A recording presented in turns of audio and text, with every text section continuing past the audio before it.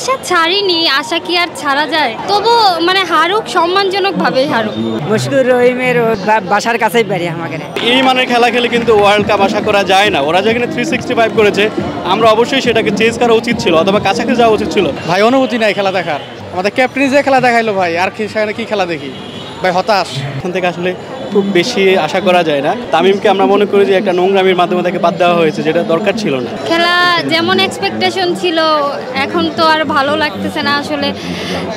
সাকিব ভাইয়ের প্রতি আরও এক্সপেকটেশন ছিল যে রান করবে, আসলে বুঝতেছি না।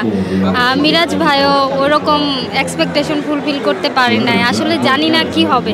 আশা ছাড়িনি, আশা কি আর ছাড়া যায়? তবু মানে হারুক, সম্মানজনকভাবেই হারুক, ওটা চাই আর। এই যে লিটন দাস আছে, মুশফিক ভাই আছে, দেখা যাক, হৃদয় ভাইও আছে।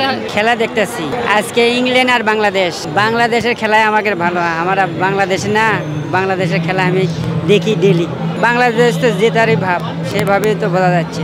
ভালো তো আমাকে দেশের প্লেয়ার আছে, তারই তো ভালো খেলা হচ্ছে। মুশফিকুর রহিমের বাসার কাছেই পারি আমাকে। খেলা হলেই খেলা দেখি, এর চেয়ে বল খেলা বেশি ভালোবাসি আমি। বিশ্বকাপের ফুটবল খেলা সব বেমাকি দেখি, সব খেলাই দেখি। বাংলাদেশের খেলা মানেই তো অন্যরকম আনন্দ। আমরা সবসময় বাংলাদেশের খেলার জন্য অপেক্ষা করি।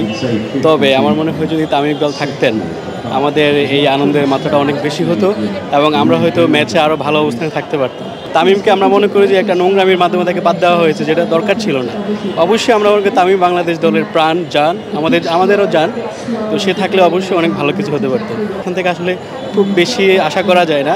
তবে আমি মনে করি ফাইট করা উচিত, কিন্তু আমরা সেইটাও দেখতে পাচ্ছি না। আরও ভালো হতে পারতো। অ্যাটলিস্ট ওরা 365 করেছে, আমরা অ্যাটলিস্ট 330 করতে পারতাম বা 350 করতে পারতাম, তাও ভালো লাগতো। কিন্তু তাছাড়া আমরা ওয়ার্ল্ড কাপের জন্য আমরা আশা করি যে আমরা ওয়ার্ল্ড কাপ জিতবো। তবে এই মানের খেলা খেলে কিন্তু ওয়ার্ল্ড কাপ আশা করা যায় না। ওরা যেখানে 365 করেছে, আমরা অবশ্যই সেটাকে চেঞ্জ করা উচিত ছিল, অথবা কাছাকাছি যাওয়া উচিত ছিল। তাহলে আমরা আশা করতে পারতাম যে না, আমরা যোগ্য দল হিসেবে আমরা খেলতে আসি। তবে আমি সেটা দেখতে পাচ্ছি না। আবারও বলছি, তামিম থাকলে হয়তো আরও ভালো হতে পারতো।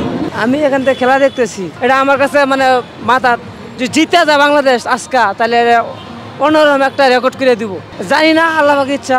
খেলার গুল বলের মায়ের ঘুরে যেতে পারে, ওরা যেভাবে করছে এরাও করতে পারে। খেলার যে পরিস্থিতি সেটা অনুযায়ী মানে ইংল্যান্ড হলো আমাদের চেয়ে অনেক ভালো টপ, মানে সেটা টেবিল র্যাঙ্কিংয়ে।